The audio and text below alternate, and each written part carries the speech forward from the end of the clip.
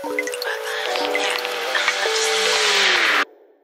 jadi cerita Mahabharata ini diambil sepenggal saja, sedikit saja. Karena kenapa kalau diceritakan semuanya ini memakan waktu sampai bisa berhari-hari. Makanya diambil sedikit, di mana inti dari cerita Tari Barong nanti itu adalah pertarungan antara kebaikan melawan keburukan. Itu adik-adik. Tetapi pada akhir dari tarian, kalian tidak akan melihat ada yang kalah, ada yang mati, baik itu yang jahat ataupun juga yang baik. Kenapa? Karena kami di Bali, adik-adik sekalian, membuat cerita ini adalah sebagai gambaran bahwa baik dan buruk itu pasti akan selalu ada dimanapun kita berada. Makanya kalau di Bali itu disebut dengan yang namanya Rua Bineda. Rua itu dua, Bineda itu artinya beda. Dua hal yang berbeda yang selalu berdampingan dan saling melengkapi. Itu adik-adik. Kalau dicontohkan, nah mungkin baik dan buruk, siang dan malam, laki-laki dan perempuan, betul nggak? Iya, karena kalau laki-laki saja ada di dunia ini kan dunia nggak akan seimbang. Ya, tidak akan bisa ada kelahiran. Begitu juga sebaliknya. Kemudian kalau di dunia ini siang aja terus tanpa ada malam, kehidupan juga tidak akan bisa berjalan seimbang. Nah, kalau kekuatan yang dua ini digabungkan menjadi satu, akan muncul satu kekuatan yang luar biasa. Contoh, laki dan perempuan gabung dalam upacara pernikahan, akhirnya melahirkan generasi, melahirkan anak sebagai penerus. Nah, anak inilah kekuatan orang tuanya selanjutnya, karena dialah yang akan nanti merawat orang tuanya dan seterusnya, adik-adik. Makanya di Bali itu antara yang hitam dan putih ini tidak dibedakan. Itulah sebabnya kenapa di Bali itu ada kain kotak-kotak hitam putih. Nah itu adik-adik, mungkin kalian ada ya yang melihatnya dari kemarin. Itulah adik-adik. Dan itu juga alasannya kenapa sosok seorang Bima dalam cerita Mahabharata itu menggunakan kain kotak-kotak gitu. Karena kotak-kotak itu melambangkan dua unsur yang berbeda yang bergabung menjadi satu. Simbol kekuatan yang luar biasa. Karena Bima itu adalah karakternya paling kuat di antara tokoh-tokoh Pandawa yang lainnya. Itu adik-adik. Makanya di Bali ada tempat-tempat yang diberikan kain kotak-kotak hitam putih. Itu berarti bermakna sebagai simbol kekuatan, memiliki fungsi sebagai penjaga. Itu adik-adik. Makanya penjaga itu harus kuat. Kalau penjaganya lemah, ya orang-orang akan bisa masuk dengan gampang, adik-adik. Seperti itu. Itulah makna dari Rua Bineda, kotak-kotak hitam putih. Itu adik-adik. Nah, kenapa kok bentuknya harus kotak, kok nggak bulat atau polkadot, kok nggak segitiga? Nah itu karena kalau kotak, ya, tanda dasarnya, bentuk awalnya itu adalah simbol agama Hindu, yaitu swastika.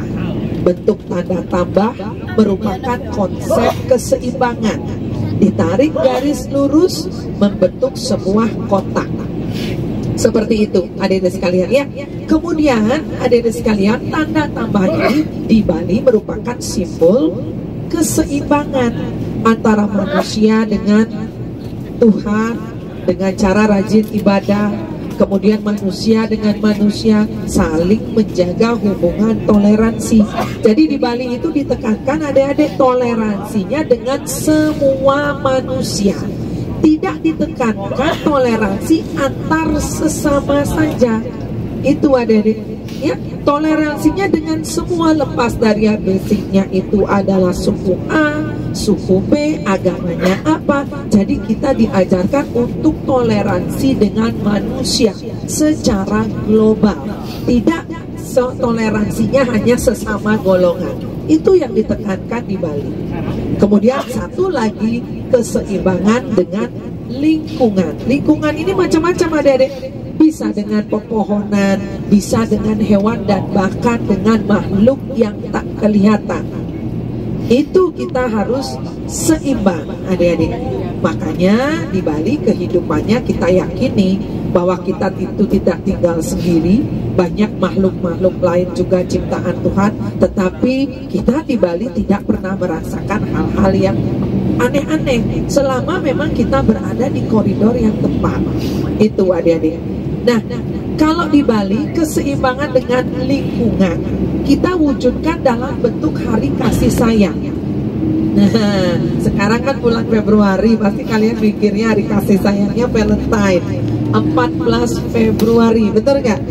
Iya, padahal tidak adik-adik. Kami di Bali udah zaman nenek moyang dulu punya hari kasih sayang yang kami sebut di Bali dengan tumpeng. Ya, tumpeng adik-adik. Tumpeng itu adik-adik sekalian, hari kasih sayang ada untuk hewan, namanya tumpeng kandang.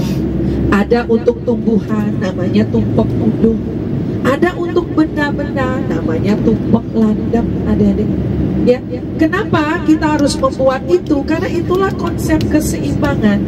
Kita bersyukur kepada Tuhan. Nah, jadi bila mana kalian melihat ada orang Bali yang meletakkan sesajen di pohon, bukan berarti mereka menyembah pohonnya. Salah adik-adik. Ya, jadi konsep dan pola pikir mereka yang demikian itu salah. Kenapa saya katakan salah? Orang Bali meletakkan sesajen di pohon itu, semua intinya ditujukan kepada Tuhan. Ya Tuhan, terima kasih sudah memberikan kami berkat rahmat berupa pohon ini yang besar sekali gunanya buat kehidupan kami. Bunganya kita bisa ambil buat sembahyang, daunnya kita bisa petik untuk dimakan, batangnya kita bisa manfaatkan untuk bikin souvenir. Banyak manfaatnya adik-adik. Sebenarnya itu tujuannya orang Bali meletakkan sesajen di sana. Yang kita fokuskan di hari tumpeng undung. Terima kasih kepada Tuhan sudah melimpahkan banyak pepohonan. Itu adik-adik. Makanya kalau di Bali itu ada pohon-pohon besar di pinggir jalan, ya. Kadang-kadang ada yang menggerutu, wah ini pohonnya mengganggu, ditebang aja. Tidak adik-adik, bukan harus ditebang atau dicabut. Kita pangkas saja yang mana yang mengganggu, tapi pohon itu dibiarkan tumbuh tetap di sana adik-adik. Seperti itu. Kemudian yang kedua ada tumpeng kandang. Ini ditujukan kepada hewan. Apalagi hewan itu menghasilkan uang buat kita. Jangan hanya kita bisa mengeksploitasinya. Apakah hewan itu minta buat kita mengucapkan terima kasih? Tidak. Kita bilang kepada Tuhan, terima kasih Tuhan sudah memberikan kami berkat berupa hewan ini. Karena dengan hewan inilah kita atau kami bisa menyambung hidup, bisa mendapatkan rezeki. Itu adik-adik maksudnya.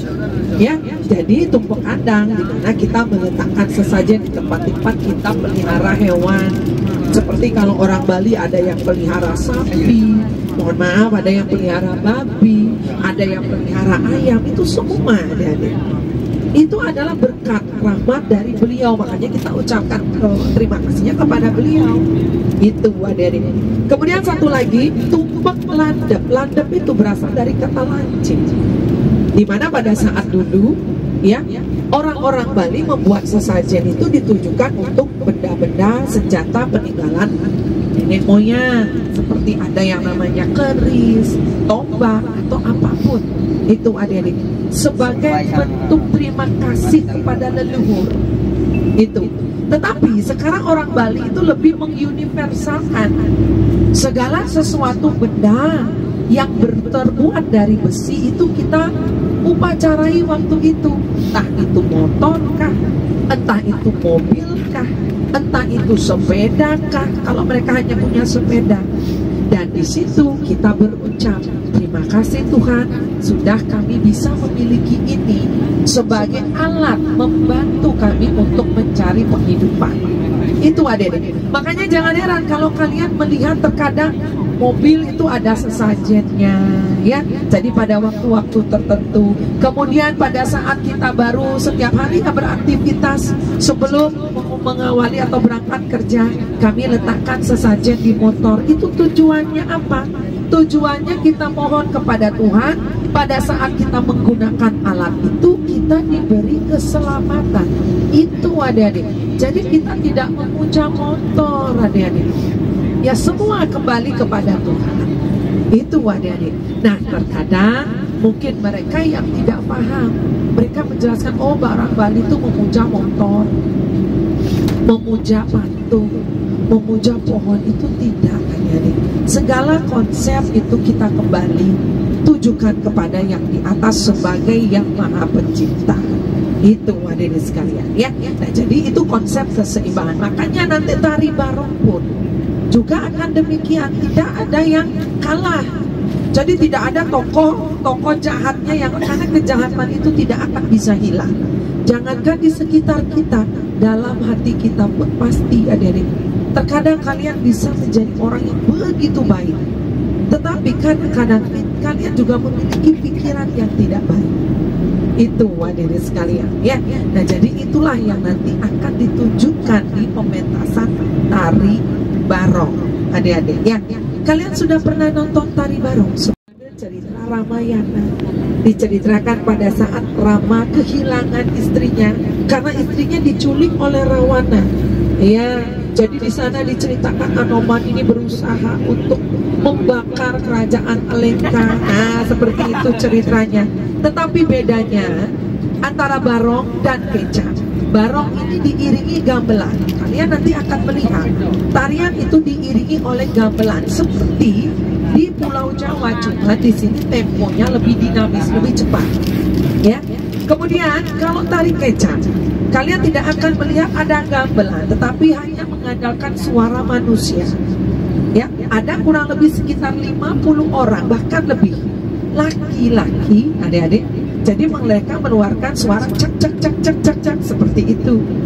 Jadi suara itulah yang mengiringi gerakan dari para penari. Itu adik-adik ya. Nah, tetapi ada kesamaannya. Kedua tarian ini di bagian akhir dari tarian itu ada selalu unsur mistisnya. Karena di Bali itu tidak pernah lepas dari yang namanya mistis.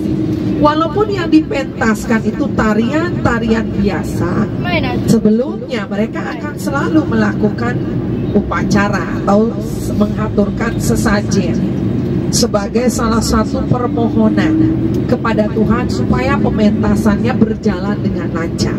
Apalagi barong dan kecak adik-adik, ini memang selalu dikaitkan dengan mistisnya. Contoh tari kecak itu ada pementasan di akhir, itu ada orang yang menari di atas bara api ya. Bisa itu dalam bentuk tari sangyang jarang. Itu mereka menari di api adik-adik, tidak takut panas karena mereka tidak sadar dengan melakukan itu. Nah kalau tari barong, adik-adik akan melihat mereka itu menari membawa keris. Apakah itu keris plastik atau keris palsu? Bohongan, tidak, itu keris betulan adik-adik. Jadi mereka mengucapkan keris itu dengan sekuat tenaga tanpa mereka merasa takut akan tembus atau luka. Tapi kalau kalian cek di dadanya nggak ada yang luka adik-adik. Karena memang sebelumnya mereka sudah melakukan sebuah upacara. Mereka diperciki air suci oleh pendeta. Dan dari setelah diperciki air suci itu akan masuk kekuatan lain, sehingga mereka tidak sadar dengan tindakannya dan mereka akan kebal. Nah, jadi mereka tidak mempelajari ilmu adik-adik seperti itu. Nah untuk menetralkannya, ya mereka diberikan air suci lagi supaya netral lagi adik-adik seperti itu ya. Nah ngomong-ngomong kita ini berada di kota Denpasar.